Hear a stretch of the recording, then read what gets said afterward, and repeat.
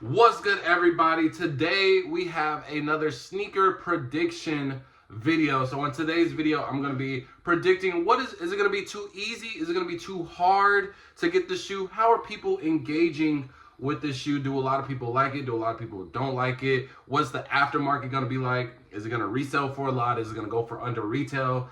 I'm going to be discussing all of that in today's video. And this shoe that we're talking about specifically, I think it is in a very interesting spot because Nike themselves messed up the shoe. So today we're going to be talking about the Nike SB Dunk Low, Black History Month, but now they changed it to rodeo, cowboy rodeo or something like that.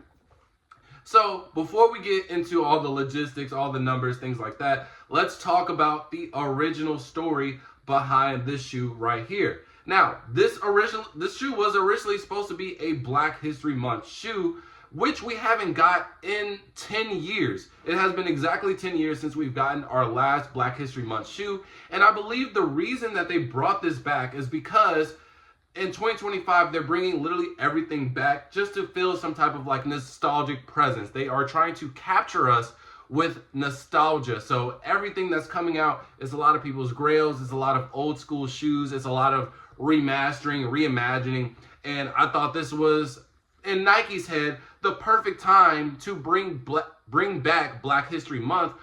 And for whatever reason that it was taken off, I have no idea. We all know why. No, I'm just kidding.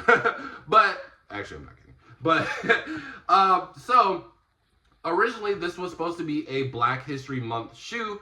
And then once it got announced, I feel like this is where we got a little political and there were some issues which causes us to have it in May of 2025, which is obviously not Black History Month. So when we got the initial looks of the shoe, and I'm going to show you guys, give you guys some more slides of what the shoe actually looks like, a lot of people were politicking on what does this have to do with Black people? A lot of people didn't really understand it. They said that it looked a lot, it looked more so Hispanic, if anything.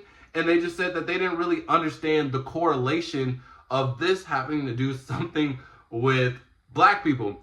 And there were just so many crazy takes.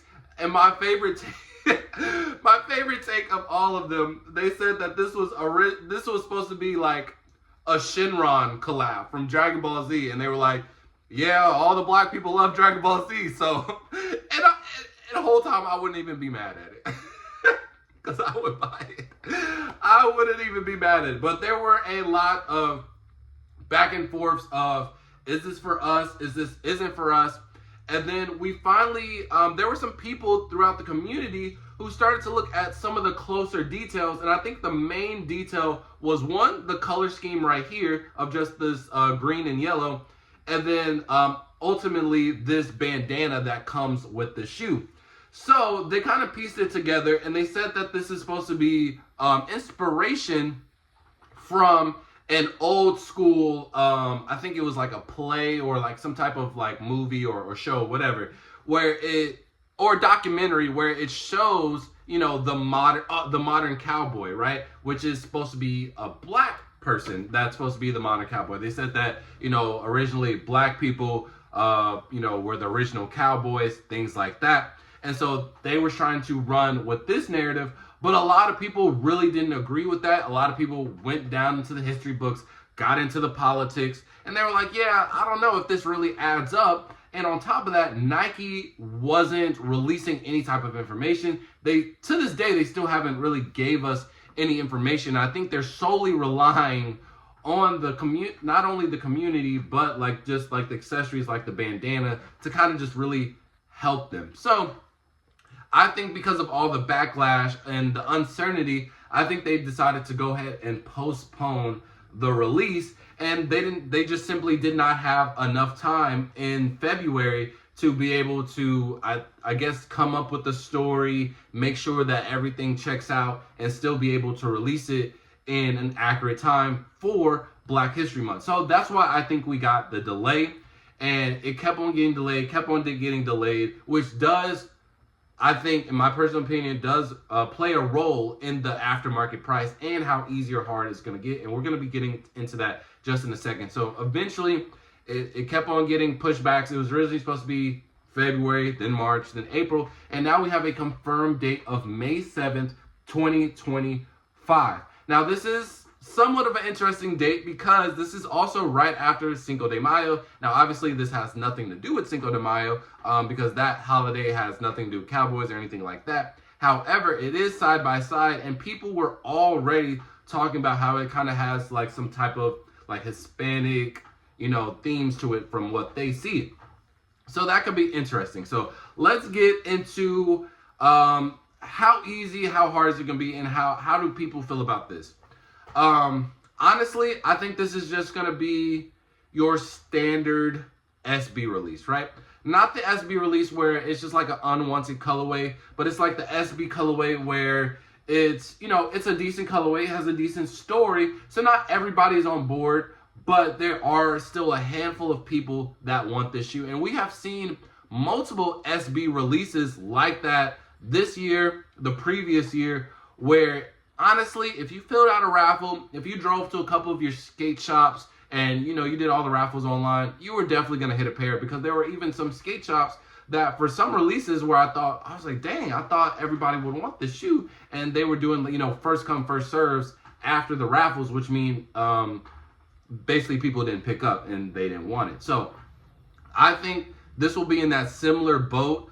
It's half and half. It's half and half. I do think that the date of the shoe ultimately messes everything up because at the end of the day, it is a dunk. It is a SB dunk, and everybody is already kind of tired of this. We're kind of moved on past dunks in general. Even the SB dunks, which was always more limited than the regular dunks and more sought after at a certain point in time of the regular dunks.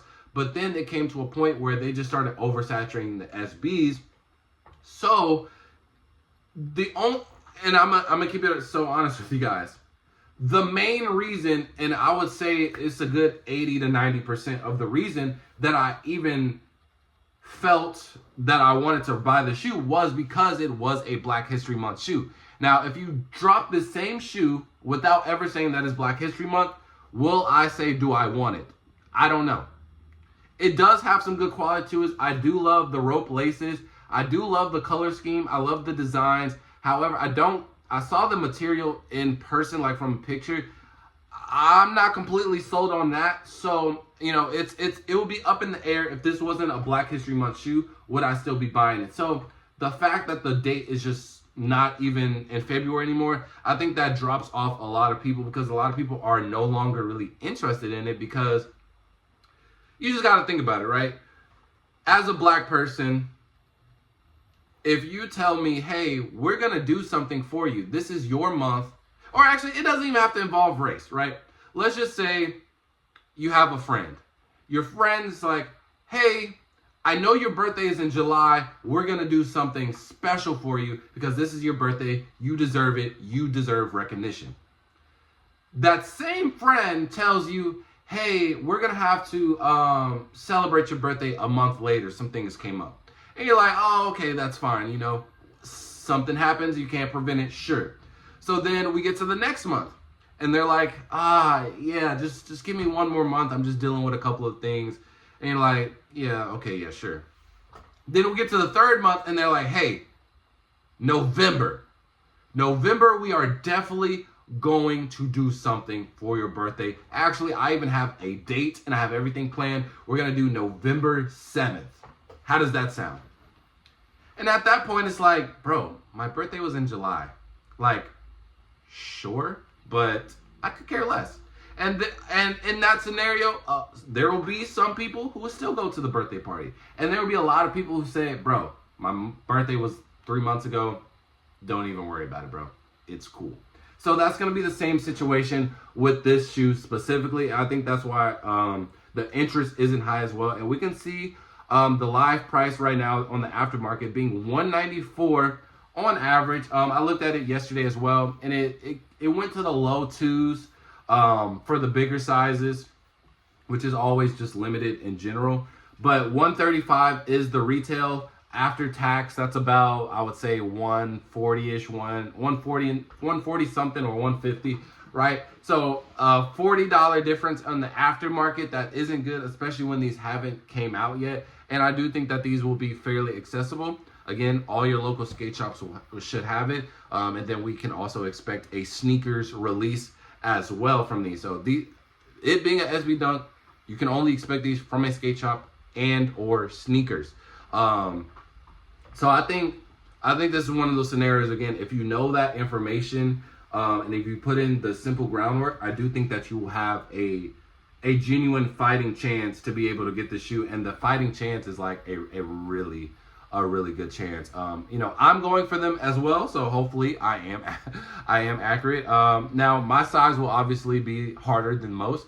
I need specifically a 14 for SBs. That's what I prefer, just because that tongue is so fat. But if anything, I will settle for a 13. But again, a lot of skate shops, they only get 1 to 2 size 13s, and they probably don't even get a size 14. So my overall speculation of this shoe, it's gonna be an average release.